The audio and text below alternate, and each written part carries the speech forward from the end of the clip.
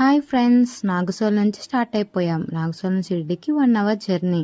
ఇంకా అందరూ బయట వ్యూని ఎంజాయ్ చేస్తున్నారు ఫ్రెండ్స్. ఒకసారి చూడండి, బయట వ్యూ చాలా బాగుంది. స్కై మాత్రం బ్లూ కలర్లో బాగా కనపడుతుంది. ఇంకా ఫైనల్గా షిర్డీ అనేది రీచ్ అయిపోయాం. ఇక్కడ బాబా స్టాచ్యూ అనేది మనకి కనపడుతుంది. ఇక్కడ ఆటోస్ అనేవి మన ఆటోస్ కన్నా చాలా డిఫరెంట్గా ఉన్నాయి ఫ్రెండ్స్.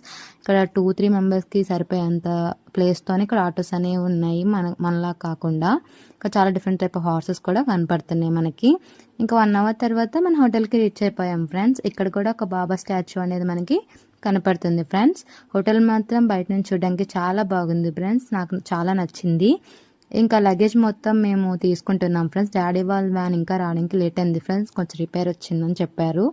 ఇంకా వాళ్ళ కోసం వెయిట్ చేద్దామని లగేజ్ తీసుకొని ఇక్కడ కింద కూర్చున్నాం ఫ్రెండ్స్. ఇక్కడ కూర్చోడానికి కొంచెం చైర్స్ అనేవి పెట్టారు మనకి, వచ్చే వాళ్ళకి. అక్కడ కూర్చున్నాం ఫ్రెండ్స్ లగేజ్తో. ఇక్కడ వ్యూ అనేది చూస్తూ ఉన్నాము. ఇంకా రూమ్ అనేది మనకి అలౌట్ చేశారు ఫ్రెండ్స్. ఇక్కడ ఎంట్రన్స్లో ఒక చిన్న బెడ్ ఉంది అండ్ స్టార్టింగ్లో. తర్వాత నెక్స్ట్ రూమ్లో ఒక చిన్న బెడ్తో ఒక బిగ్ బెడ్ అనేది మనకి ఇచ్చారు ఫ్రెండ్స్.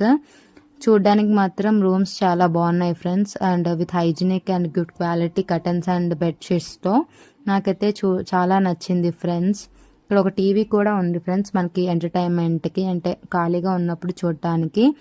ఒక మిర్రర్ ఇచ్చారు ఫ్రెండ్స్. ఒక మిర్రర్తో పాటు ఒక సింక్ కూడా అలౌట్ చేశారు.